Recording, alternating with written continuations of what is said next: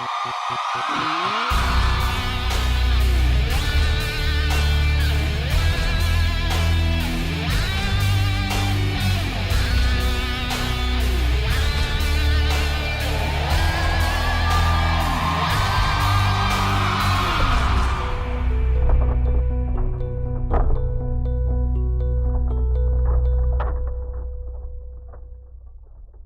noite, Porto Alegre. Oh, que boa noite, bonito. Boa noite você que está em casa, assistindo num DVD ou no computador, na televisão, sei lá. Eu digo boa noite que nós estamos de noite aqui em Porto Alegre, essa série, O Clamor da Meia-Noite, que está de volta aqui na Novo Tempo. O Armagedon, uma série de 20 programas, e que você é o nosso convidado especial para assistir, e você também, que aceitou o nosso convite e que veio, que retirou o ingresso para assistir o Clamor da Meia-Noite. A gente fica muito contente de ter todos vocês aqui. Então vamos lá, a Bíblia e o Armagedon. Essa é a imagem que as pessoas têm do Armagedon em geral, não é? Por que será que as pessoas têm essa imagem? A imagem de guerra, de destruição. Olha o texto do Apocalipse, nós vimos isso no primeiro programa, estamos vendo agora de novo. Olha o que diz o texto do Apocalipse, onde aparece a palavra Armagedon. Então vi saírem da boca do dragão, da boca da besta e da boca do falso profeta. Tem 3 personagens aí. Quais são os 3 personagens? Primeiro? Opa! Segundo? Mas por que vocês estão falando isso para mim? Chamando de besta? Não, né? Besta? Mas o que é besta será na Bíblia? Besta é um xingamento? É alguém falando besta? Não, a gente vai aprender isso também. Porque às vezes a besta é uma coisa ofensiva. Não é ofensivo na Bíblia a besta, como a gente pensa na nossa cultura, não é? Mas e o outro é o falso profeta. São 3 personagens aqui do Armagedon.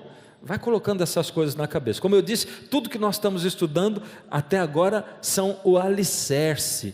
E quando a gente vê uma construção acontecendo, a gente fica impaciente para ver como é que vai ficar depois, não é? Mas vamos lá, vamos passar para frente. E diz assim: são espíritos de demônios que realizam sinais miraculosos. O que são os sinais miraculosos? Milagres. Então quer dizer que no Armagedon tem uma equipe reunida fazendo milagres. Milagres. Eles vão aos reis de todo o mundo. Eles fazem milagres, mas eles são, lá em cima disso, são espíritos de demônios. Eles vão aos reis de todo o mundo a fim de reuni-los para a batalha do grande dia do Deus poderoso. Eles vão a quem mesmo? Vamos lá, eles vão aos reis. Está falando de poderes, está falando de nações, está falando de países. E por isso que nós fomos buscar lá atrás a profecia que fala de impérios mundiais. Tudo isso vai se comunicar com o Apocalipse daqui a pouco. Aqui está falando de reis, de nações, de poderes políticos. É isso que está falando. E sabe de uma coisa? Tanto a Bíblia quanto o Apocalipse, ela conta a história do grande conflito entre o bem e o mal, Deus e Satanás, e como essa batalha influencia o povo de Deus. E quem que é o povo de Deus? São as pessoas que, ouvindo o chamado de Deus, decidem aceitar, dar atenção para Deus, porque Deus chama a quantos? Deus chama a todos. Todas as pessoas no mundo são chamadas por Deus. Muitos são chamados, mas poucos são escolhidos, ou poucos resolvem dar atenção ao chamado de Deus. Mas vamos lá, e o texto termina dizendo: então os 3 espíritos reuniram os reis todos no lugar que em hebraico é chamado Armagedon. E a nossa grande pergunta: o que é o Armagedon? Eu mostrei para vocês que Hollywood diz que o Armagedon é um grande asteroide que vai se chocar com a Terra nesse filme, né? Eles abordaram o assunto dessa maneira. Por causa disso, nós fomos buscar Daniel 2, onde conta a história de uma estátua muito grande e onde aparece uma pedra gigante chegando num momento da história do mundo. E eu vou dar uma repassada bem rápida. O sonho de Nabucodonosor, imperador de Babilônia, do Império Babilônico, 600 antes de Cristo, 605 antes de Cristo, e ele sonhou com essa grande estátua, era uma estátua diferente, tinha a cabeça de... Vamos ficar espertos junto comigo? Vamos lá. O pessoal em casa vai ouvir. A gente tem aqui uns microfones só para vocês falarem comigo. Cabeça era de? Ouro. Cabeça era de ouro. O peito e os braços eram de? Prata. O quadril e o ventre de? De bronze. As pernas de? Ferro. E os pés? É isso mesmo. Vocês falam tudo invertido. Um fala primeiro o ferro e o outro fala o barro. Aí não dá para entender direito. Mas é isso, vocês estão afiados, não estava escrito, vocês acertaram tudo. Eu tenho certeza que você lá em casa também já está craque no assunto aqui do Daniel, né?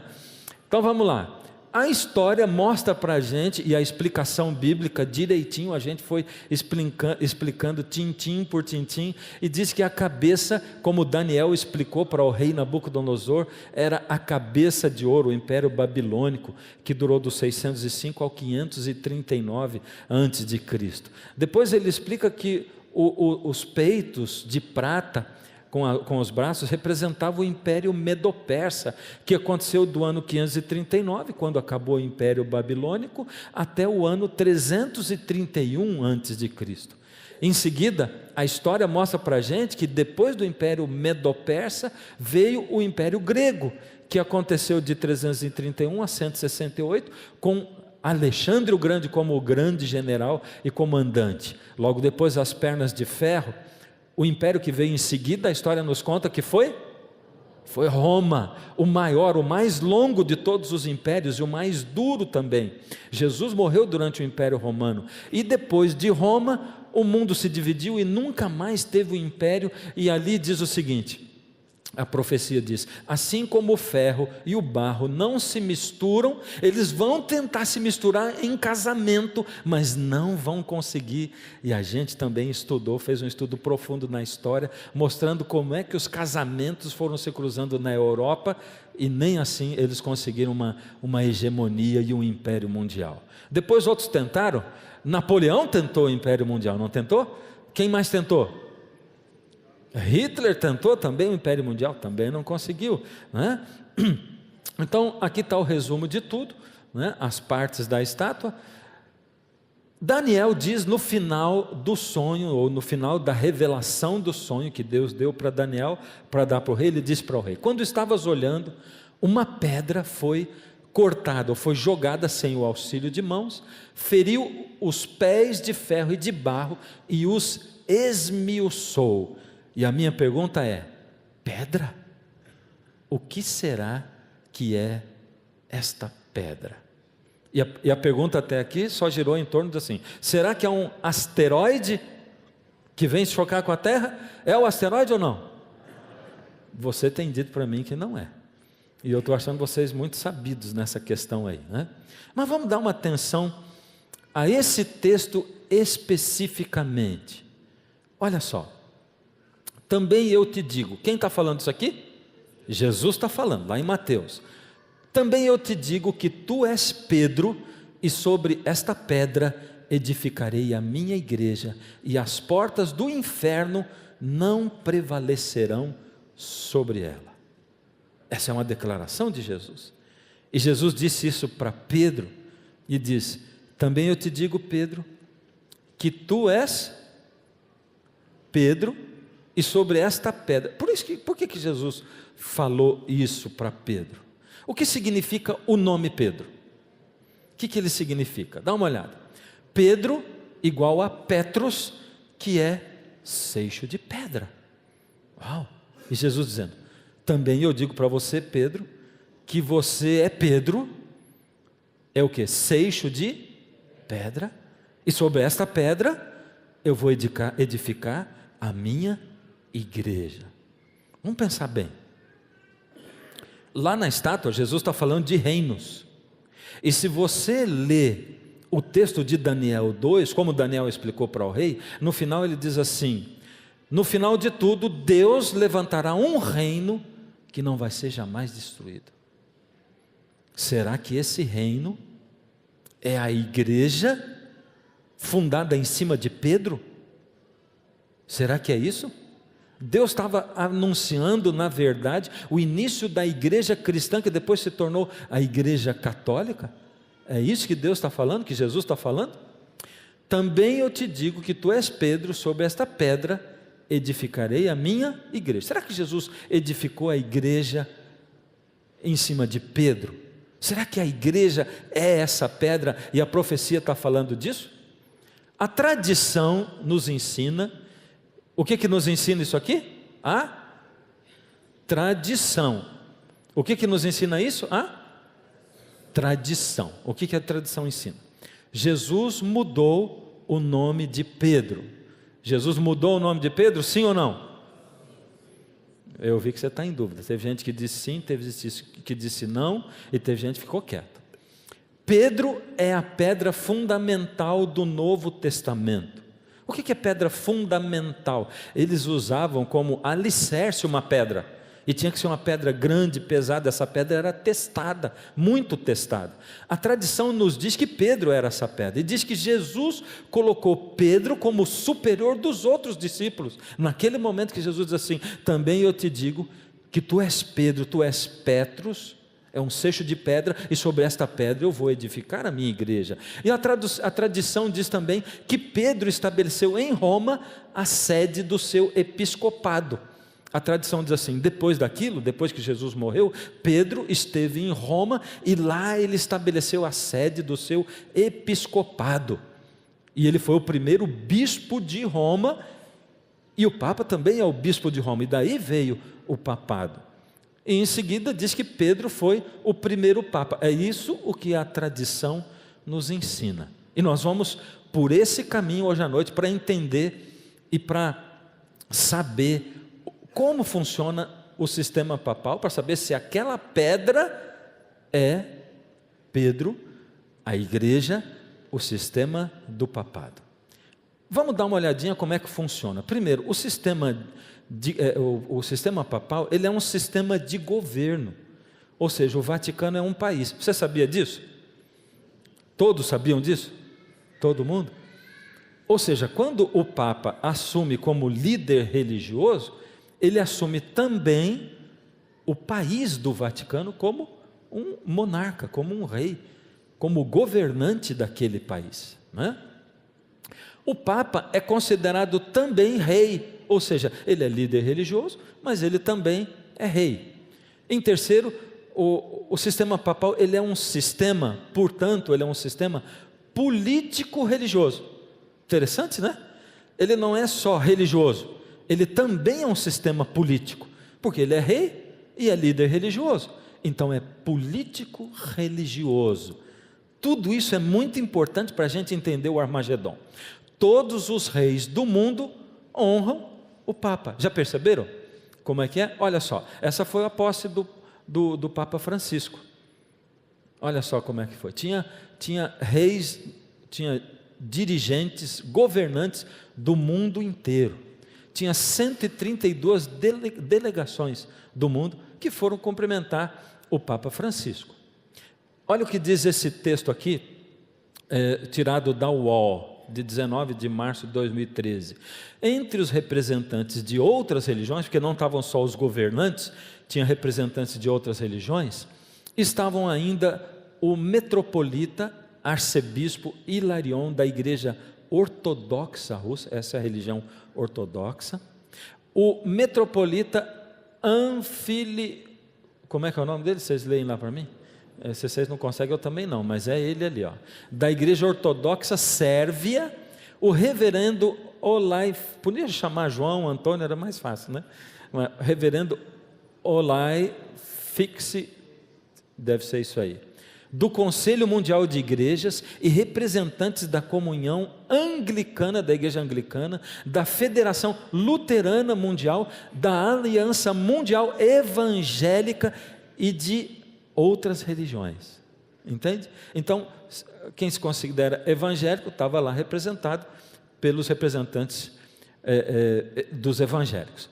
Breve história do papado. Vamos entender como é que o papado chegou nisso. como é que foi montado o sistema do papado na história, e nós vamos ter uma pequena aula de história agora. Se prepara. Primeiro, a história conta que o papado, ou seja, os papas através dos séculos, prestaram um serviço crucialmente relevante à igreja e à sociedade. Ou seja, através do papado foi beneficiada não só a igreja, mas também a sociedade. Muitos homens piedosos foram papas, muitos homens íntegros, conhecedores da Bíblia, da palavra de Deus, e excelentes administradores. A história nos relata isso. A história relata também que no primeiro século não tinha episcopado monárquico, ou seja, não tinha assim um bispo que era um monarca. As igrejas eram lideradas por colegiados de bispos ou presbíteros, ou seja, em cada igreja tinha um líder que era um bispo ou era um presbítero, mas não tinha um que dominava todos os outros, ou que era chefe de todos os outros. E inicialmente a palavra papa foi aplicada a altos oficiais eclesiásticos de todos os tipos, especialmente aos bispos. Quer dizer, mesmo os bispos eram chamados de papa, e o nome foi usado exclusivamente para o bispo de Roma só a partir do século V. Interessante essas coisas, não são? Olha, quando a gente vai para a história, a gente começa a perceber e entender como é que as coisas são. Leão I, que viveu ali entre 440 e 461, foi considerado por muitos o primeiro papa histórico. Ele defendeu a autoridade papal, destacando os bispos de Roma como sucessores de Pedro. Então vê, esse Leão I, que é considerado por muitos como o primeiro papa, foi ele que começou a defender essa coisa de que o pontificado se baseava naquilo que Jesus falou para Pedro. Ele era um conhecedor da Bíblia, estudando a Bíblia, diz, olha, é aqui, ou seja, a partir dali, entre o século I e o ano 440, não tinha isso da igreja dizer, olha, vamos continuar o que Jesus deixou para Pedro. Foi dessa maneira que aconteceu. Então vamos lá. O apogeu do papado antigo foi com Gregório I. O que aconteceu nesse apogeu? Ele saneou as finanças da igreja, foi um dedicado estudioso das Escrituras, reformou a liturgia, deixou a liturgia mais perto do povo, regularizou as celebrações do calendário cristão e promoveu a música sacra, o canto gregoriano. Foi o Gregório I, que o canto gregoriano naquela época era um grande avanço da música para dentro da igreja, ou seja, ele se preocupava com a música. Em meados do século VIII, o pai de Carlos Magno deu à igreja os amplos territórios do centro e do norte da Itália, que se tornaram os estados pontifícios. E aí os papas se tornaram reis. Então por que o papa é um líder religioso e é também um líder político? Por que o papa é rei e é papa? Porque aqui no século VIII, esse homem chamado Carlos Magno deu para a igreja esses estados pontifícios. Então eles tinham agora um território que pertencia à igreja também. O papado também teve seus períodos sombrios, marcados por imoralidade, corrupção. No final do século IX, no início do século XI, 1/3 dos papas morreu de forma violenta.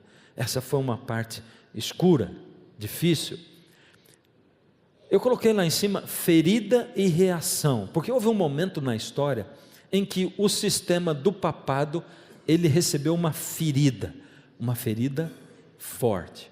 Essa foi a primeira ferida. Em 1796, tropas da França, sob a liderança de Napoleão Bonaparte, derrotaram o exército papal e ocuparam Ancona e Loreto. O Papa Pio VI pediu paz e foi concedida em Tolentino. Olha só, quando Napoleão chegou com a Revolução Francesa, eles declararam a separação entre a igreja e o Estado. Lá nos Estados Unidos, mais ou menos na mesma época, com a Revolução Norte-Americana, eles não se afastaram, eles declararam separação entre igreja e Estado, mas aqui o Estado se declarou ateu. Na França eles se declararam ateus, ou seja, não tem mais ligação nenhuma mesmo. Lá nos Estados Unidos eles dizem, não, a igreja existe lá, nós cremos em Deus, e o Estado existe aqui, um não interfere no outro. Mas aqui tinha um movimento contra Deus. O iluminismo estava muito forte nessa época, e aconteceu que Napoleão teve essa atitude radical. Reação: 10 meses depois, as forças papais organizaram um motim que resultou na morte do brigadeiro general Marturin Leonard Duplot. Então, ou seja, o exército do papado contra-atacou e eles se recuperaram. E agora eu pus lá em cima, ferida mortal, entre aspas, porque o papado não morreu, está vivo até hoje, mas foi uma ferida muito, muito pesada. O que aconteceu? Em fevereiro de 798, o general Berthier proclamou a República Romana, exigindo que o Papa renunciasse os seus poderes temporais, ou seus poderes como rei. E o que aconteceu? Como Pio VI recusou, o Papa foi feito prisioneiro e em 20 de fevereiro de 798 foi escoltado do Vaticano para Siena e de lá foi para Certosa, indo finalmente a Valença, onde faleceu em 29 de agosto de 799. Ou seja, o Papa foi preso pelo general Berthier e morreu na prisão. Por isso que eu disse, ferida mortal. Olha só o que aconteceu dentro da história. Acontece que Napoleão entendeu que a França precisava de um retorno para a religião. E Pio VII agora foi eleito no lugar de Pio VI. Vamos eleger um Papa. E Napoleão elegeu. Só que Napoleão tinha condições. Quais eram as condições? Em 1804, Pio VII foi convidado a coroar Napoleão. Mas este acabou se autocoroando. Napoleão era um camarada muito intransigente, era ou não era? Muito tempestivo, muito temperamental. Aconteceu também que Napoleão nomeou bispos, ele mesmo nomeou bispos, fez os religiosos jurarem fidelidade à coroa e tentou manipular o próprio Papa, mas o Pio VII se negou a isso. Napoleão ocupou os estados pontifícios e prendeu Pio VII, ou seja, o sistema papal ali estava interrompido oficialmente. E é isso o que a história nos conta. Mas, como nós vemos que o papado hoje está vivo, atuante, muito vivo, muito atuante, aconteceu o início dessa cura. Como é que essa cura começou? Somente em 1814, o Papa pôde retornar a Roma. 1814 agora, no Congresso de Viena. Os estados papais foram devolvidos, ou seja, devolveu os estados papais, o Papa passou a ser rei de novo. Pronto, religou a história. Após a derrota de Napoleão em Waterloo, Pio VII apoiou o povo francês, que sofreu muito sob Napoleão, e lutou para que não aparecessem outros Napoleões, ou seja, agora o Papa se juntou à política para evitar que a França sofresse sob a liderança de uma outra pessoa como Napoleão. Segundo os historiadores, com a morte do Papa Pio VI, em pleno período da Revolução Francesa, muitos julgaram que se sepultaram para sempre o pontificado. Por isso eu disse ferida mortal. Mas a cura total da ferida foi acontecendo aos poucos. O Concílio Vaticano II, nos anos 1960, agora está bem mais pertinho de nós, né? Porque em 1960 aconteceu logo ali, não foi? O que você acha? Faz pouco tempo que aconteceu 1960, não faz? Faz ou não faz? Obrigado, porque eu sou nascido nessa década, 1963. Foi logo ali. Em 1960, o Concílio Vaticano modernizou o papel e a ação da igreja na sociedade. E agora começou a dar de novo novos horizontes. Após a conclusão do Concílio Vaticano, o Papa Paulo VI e os que vieram depois dele, principalmente o Papa João Paulo II, lembra dele? Opa, chegamos mais bem pertinho de nós aqui na história, e a história vai ficando mais próxima. O Papa João Paulo II fez o quê? O Paulo VI e o Paulo II passaram a ser conhecidos como os papas peregrinos. Por que papas peregrinos? Porque eles viajaram o mundo inteiro pregando o ecumenismo. O que é o ecumenismo? A união de todas as religiões, sem muros e sem barreiras. E você não viveu provavelmente na época do Paulo VI, mas você viveu na época do João Paulo II. E hoje, o que o Papa Francisco está fazendo? Ele está seguindo o mesmo caminho do Paulo VI e do João Paulo II, e está viajando o mundo inteiro, e ele fortemente tem pregado a união de todas as religiões, ele fortemente tem pregado o ecumenismo. É isso ou não é? E por isso a gente vê. Aliás, o Papa Francisco é uma simpatia de pessoa, é ou não é? Você não acha ele uma simpatia? Ele é muito simpático, muito carismático, e quando ele viaja ao mundo inteiro, e ele tem contato com repórteres, com pessoas, ele impressiona as pessoas por causa disso. E está fazendo um trabalho muito forte em torno dessa área do ecumenismo. Vamos lá voltar. O que a tradição nos ensina? A tradição nos ensina que Jesus mudou o nome de Pedro. A tradição ensina para a gente que Pedro é a pedra fundamental, aonde Jesus fez nascer a sua igreja. Diz que Jesus colocou Pedro como superior dos outros discípulos, e diz que Pedro estabeleceu em Roma a sede do seu episcopado, e diz que Pedro foi o primeiro papa. A pergunta é agora assim: o que a Bíblia nos diz? O que a Bíblia diz? E aqui eu tenho que parar um pouco, para, depois de tanta coisa de história assim na tua cabeça, informação, para um pouquinho, dá uma respirada funda assim, ó. Respira aí em casa, vamos lá, de novo, vai. Areja a cabeça, deixa vir oxigênio para o cérebro, né? Show o sono, passa o sono para lá. E eu quero chamar a sua atenção num negócio. Aqui começa uma guerra que nós precisamos enxergar, porque em geral a gente não enxerga essa guerra. É uma guerra que existe sempre em qualquer pessoa que decida amar a Deus e servir a Deus. É uma guerra, uma luta entre Bíblia, a verdade do que diz a Bíblia, e a tradição. Você entende? Certo? Qual é a religião que tem tradição? Qual religião tem tradição? Todas têm. Todas as religiões têm suas tradições. Todas têm. Tradição é aquilo que eu faço porque as pessoas me disseram que tem que ser assim. Você entende? Por que eu faço isso? Sabe quando alguém diz assim: por que você não faz tal coisa?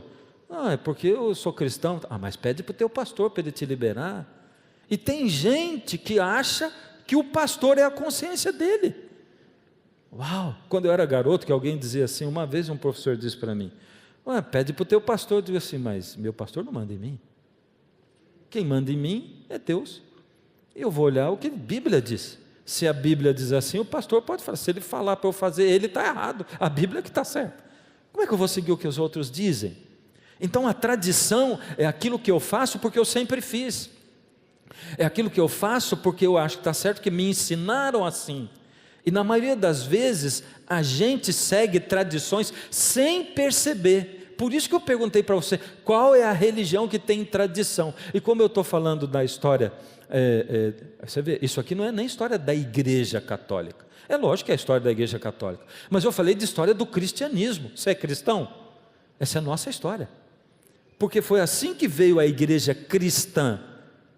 Essa é a história da nossa raiz como cristãos, desde Jesus, e a história veio avançando. Depois lá na frente aconteceu a reforma, e que aí se separou o catolicismo de protestantismo, mas essa é a nossa história, história do cristianismo. Mas como eu estou falando de papado e tal, pergunto, qual é a igreja que tem tradição?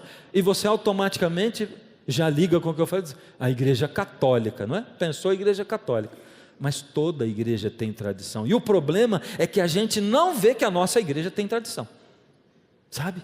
Isso é um problema grande, e a gente segue as coisas que a nossa igreja nos ensinou, que as pessoas nos ensinaram, e muitos dizem assim, nossa, mas eu estou ouvindo isso aí faz mal para o meu ouvido, sabe por quê? Isso eu acredito desde criancinha, o meu pai ensinou, minha mãe ensinou, meu pai era um homem de Deus, era uma mulher de Deus, e eu acredito nisso.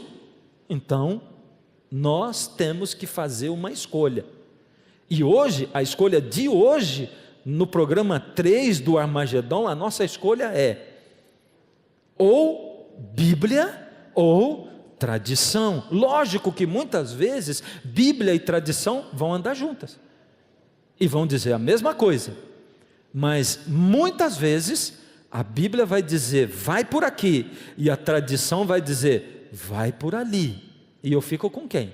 Com a Bíblia ou eu fico com a tradição? Eu fico com o que Deus revelou através da palavra, ou eu fico com o que o homem ensinou porque eu sempre fiz e é assim? Com o que eu fico? Você está em dúvida? Fico com Bíblia ou com tradição? Tem razão? Tem certeza? Tem certeza disso? Então aqui começa. Vamos estudar do ponto de vista da Bíblia. Primeiro, Jesus mudou o nome de Pedro? Vamos lá, o texto de João 1, 41 e 42. Ele achou primeiro o seu próprio irmão, Simão. Foi quando Simão foi buscado para ser discípulo. A quem disse: achamos o Messias, que quer dizer Cristo. Messias quer dizer Cristo. E o levou até Jesus. Olhando Jesus para ele, disse: tu és Simão, o filho de João. Tu serás chamado Cefas, que quer dizer Pedro. E aí, lendo esse texto, Jesus mudou o nome de Pedro, sim ou não? Jesus mudou o nome de Pedro, sim ou não? Sim. Então aqui eu vou te ensinar uma outra coisa agora, que a gente não percebe. Não dá para a gente se basear ou para montar uma doutrina em cima de um texto. A gente tem que comparar um texto com outro texto, mas também não dá para montar em cima de dois só. Aí tem que achar um outro que diz a mesma coisa, um outro, tem que ter uma série de textos bíblicos que digam a mesma coisa, entende? E não é porque aqui está dito errado, é porque aqui só diz até uma parte.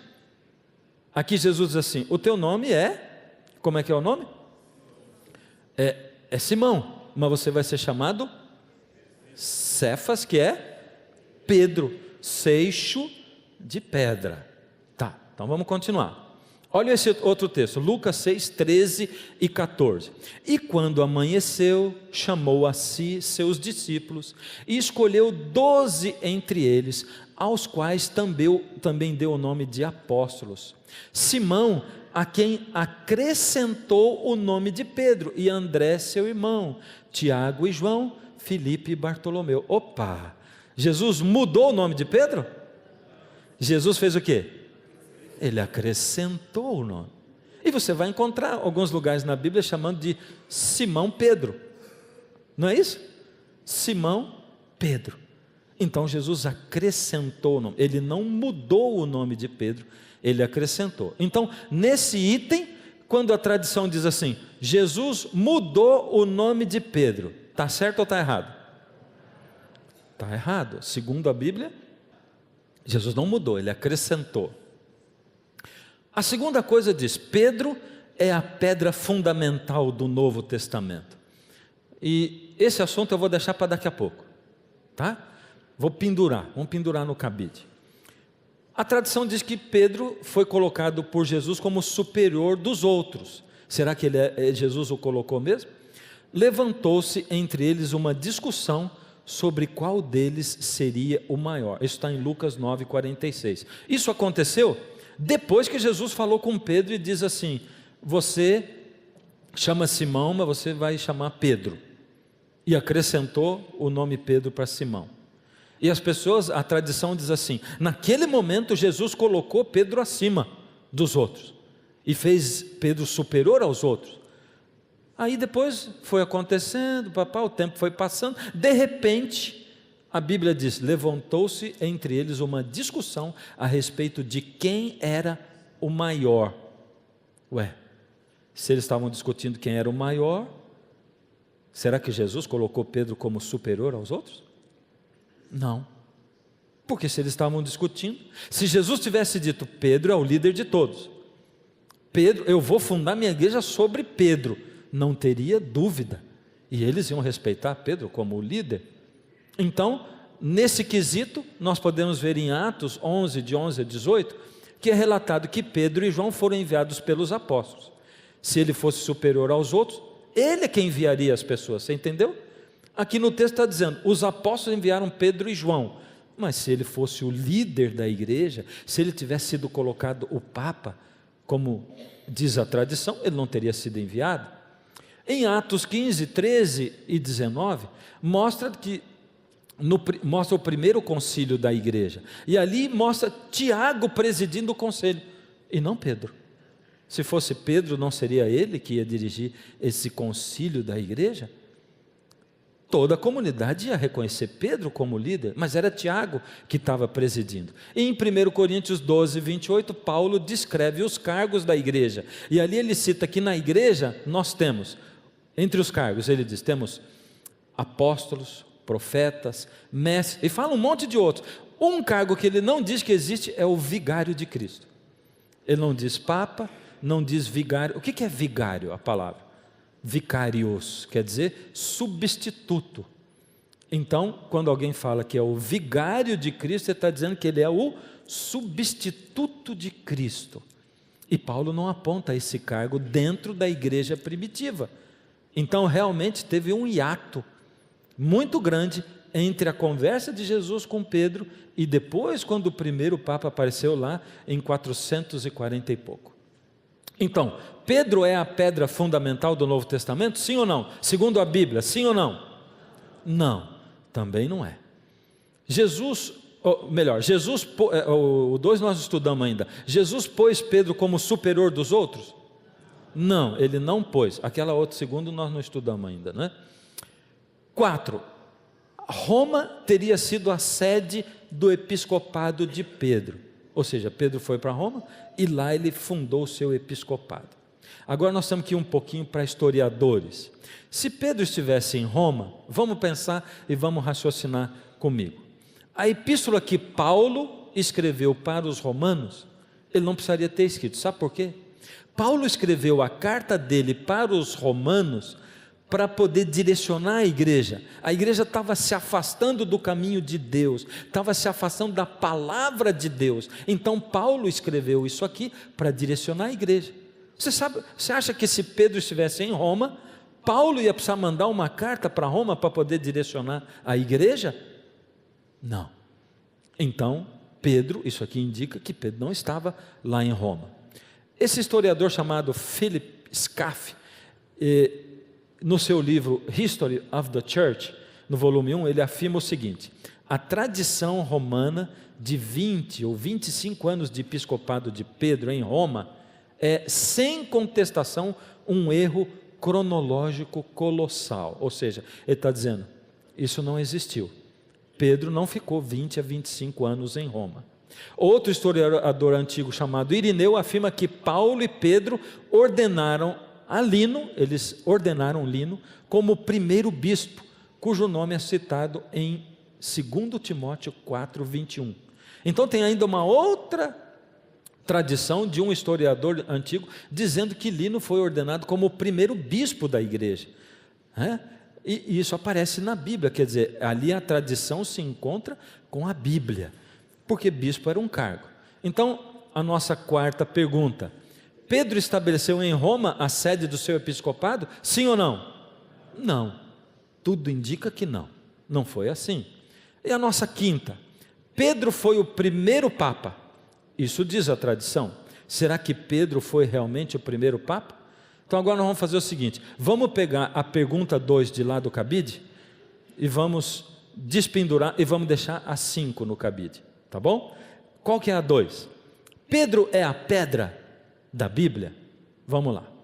E essa foi a nossa primeira pergunta, não foi? A pedra lá de Nabucodonosor, da estátua, e eu perguntei, o que é a pedra? E aí nós fomos para o lado do, tu és Pedro, e sobre esta pedra edificaria a minha igreja. Será que é ele mesmo, a pedra? Em grego, tem duas palavras para pedra, e nós já descobrimos qual foi usada para traduzir o nome de Pedro. Qual foi mesmo? Foi Cefas. Petros, ou Cefas, que é seixo de pedra. Tem uma outra palavra, que é Petra. Petra quer dizer o quê? Rocha. Que interessante.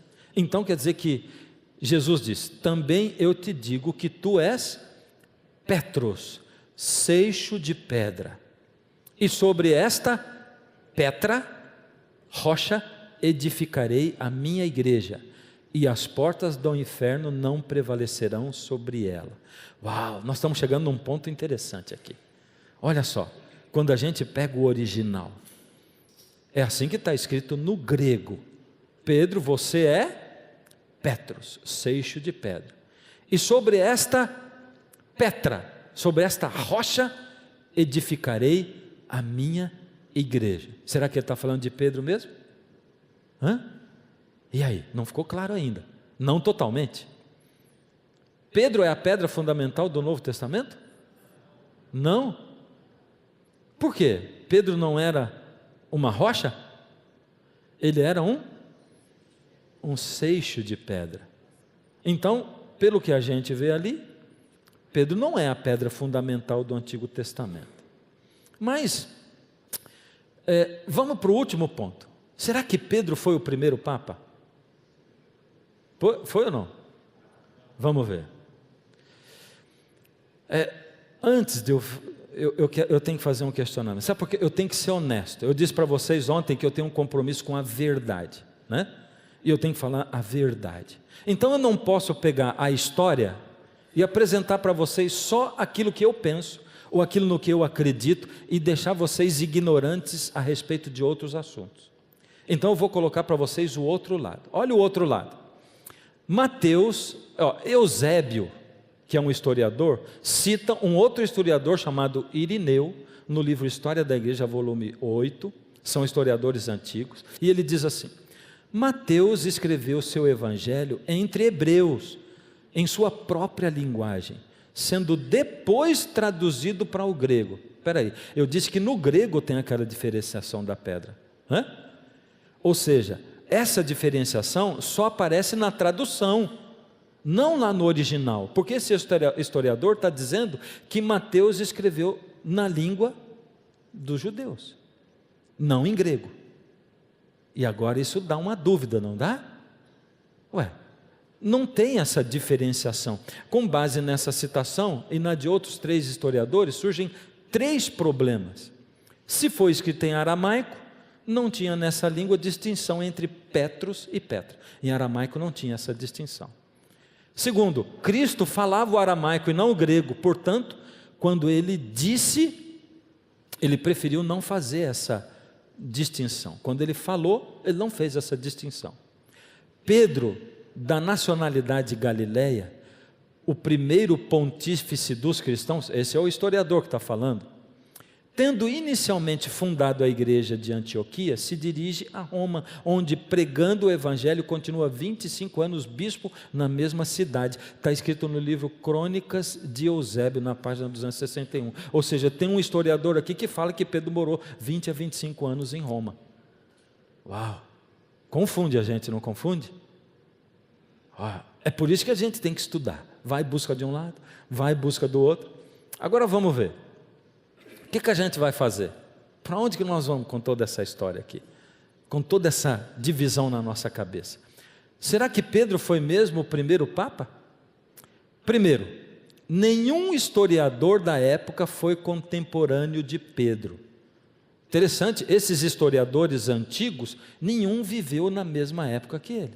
Eles morreram entre 187 a 500 anos depois de Pedro. É muito tempo, não é? Então, quando eles escreveram baseado no que outros falaram, não no que eles viram.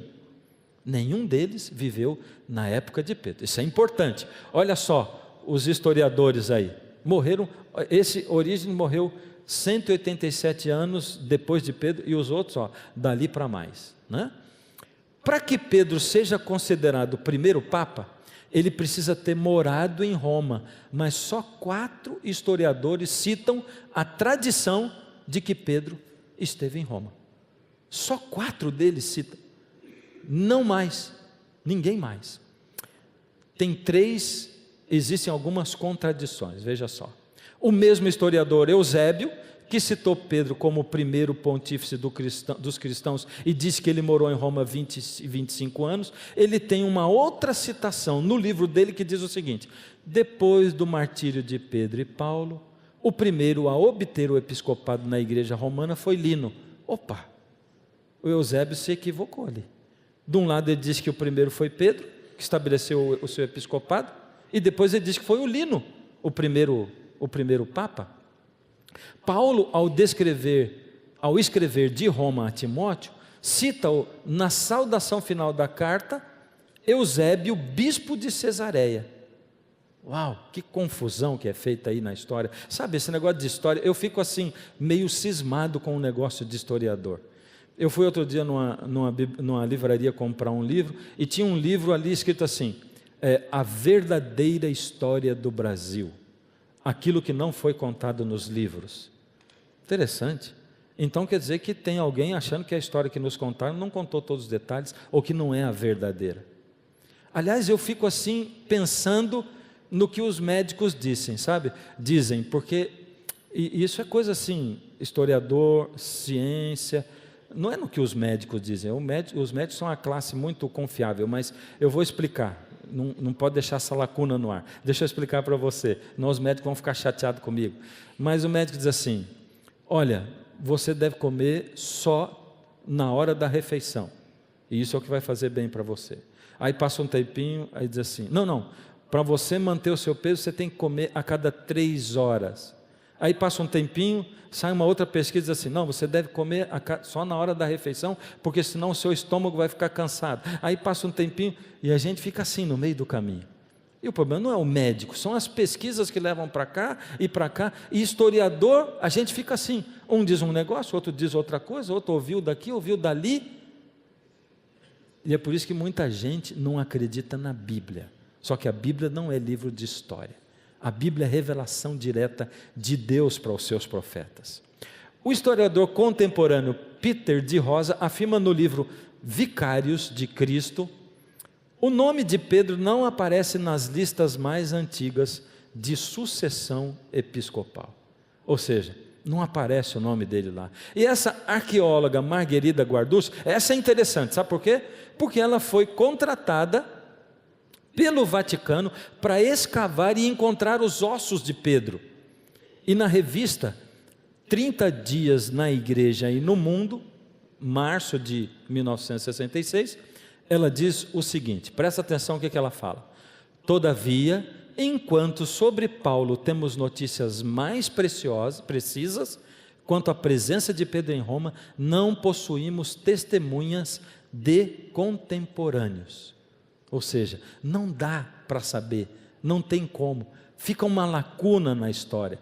Ou seja, quanto à última parte, o fato de Pedro ter sido o primeiro Papa, também não dá para provar que Pedro foi o primeiro Papa através da história e nem através da Bíblia. E a gente volta para a pergunta, quem é a pedra então? Se Jesus diz assim, tu és Pedro, seixo de pedra, e sobre esta pedra edificarei a minha igreja. Ele está falando de Pedro? De quem que ele estava falando? Isaías 8, de 12 a 16, diz o seguinte, ao Senhor dos exércitos, a Ele santificai, seja Ele o vosso temor, seja Ele o vosso espanto. Ele vos será santuário, mas será pedra de tropeço e rocha de ofensa às 2 casas de Israel, laço e armadilha aos moradores de Jerusalém. Está dizendo aqui que quem é a pedra?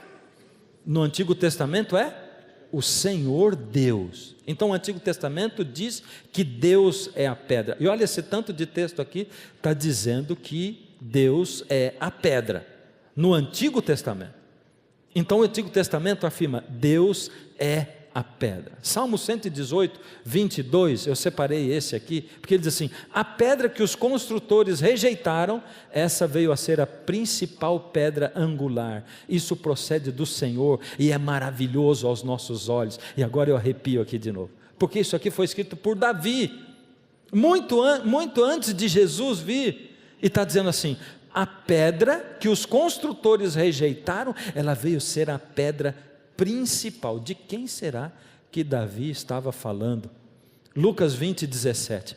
Mas Jesus, fitando-os, disse: que quer dizer, pois, o que está escrito? E agora Jesus vai citar Salmo, esse que a gente acabou de ler. E ele diz: a pedra que os construtores rejeitaram, esta veio ser a principal pedra angular. Jesus olhou para os discípulos como eu estou olhando para vocês hoje, e ele diz assim: o que Davi quis dizer quando ele falou que a pedra principal foi rejeitada? O que Davi quis dizer? E ele, no verso seguinte, ele diz: todo o que cair sobre esta pedra ficará em pedaços, e aquele sobre quem ela cair ficará reduzido a pó. De que pedra Jesus estava falando? Quem cair sobre essa pedra vai ser o quê? Despedaçado. E aquele sobre quem a pedra cair vai virar pó. Jesus estava falando de que pedra? Por fim, chegando-vos para ele a pedra que vive, rejeitada sim pelos homens, mas para com Deus eleita e preciosa. Quem é ele, a pedra que vive? Quem é ele, a pedra que vive? Jesus. Jesus é a pedra que vive. Está lá em 1 Pedro 2,4. Espera aí, 1 Pedro? Quem foi que escreveu isso aqui então? Foi Pedro. Pedro está dizendo que Jesus foi a pedra. Olha, vamos ver outro texto aqui, 1 Pedro 2,7, para vós outros, portanto, os que credes, é preciosidade, mas para os descrentes, a pedra que os construtores rejeitaram, essa veio ser a principal pedra angular. Este Jesus é pedra rejeitada por vós, os construtores, a qual se tornou pedra angular. Pedro também diz, está escrito em Atos, mas faz parte do sermão de Pedro. Pedro declarou abertamente: Jesus é a pedra. Então quer dizer que quando Jesus falou com Pedro, mesmo que Mateus tivesse escrito em aramaico, Mateus estava lá. Pensa bem. E Jesus disse: porque tu és Pedro, seixo de pedra, e sobre esta pedra edificarei a minha igreja. Jesus deu a entender claramente para Pedro que ele estava fazendo diferenciação entre Pedro, que era um seixo de pedra, e ele que era a pedra. Por isso, na hora que o texto foi traduzido para o grego, espera aí, mas quem foi que traduziu o livro de Mateus para o grego? O próprio Mateus. Foi ele. Então nós podemos ter confiança no texto, porque a própria pessoa que estava presente traduziu para o grego, e quando ele escreveu no grego, ele fez diferenciação entre os dois termos, para indicar seixo e pedra. A pedra é o Senhor Jesus. Pedro não é a pedra. Também eu te digo que tu és Pedro, e sobre esta pedra edificarei todo aquele sobre quem essa pedra cair. Ele está falando dele mesmo. E o que Daniel diz? Vamos voltar para a profecia e terminar aqui. Mas nos dias destes reis, esses reis eram onde mesmo? Na estátua? O pé da estátua. A gente vive em que época mesmo? Na cabeça, no peito, na perna ou nos pés da estátua? Nos pés. E Daniel está falando, nos seus dias, porque essa profecia diz respeito ao tempo do fim, dos nossos dias, o Deus do céu suscitará um reino. Opa, então essa pedra é um reino. Faz sentido, não faz? Cabeça é um reino, o peito é outro reino, é tudo um reino.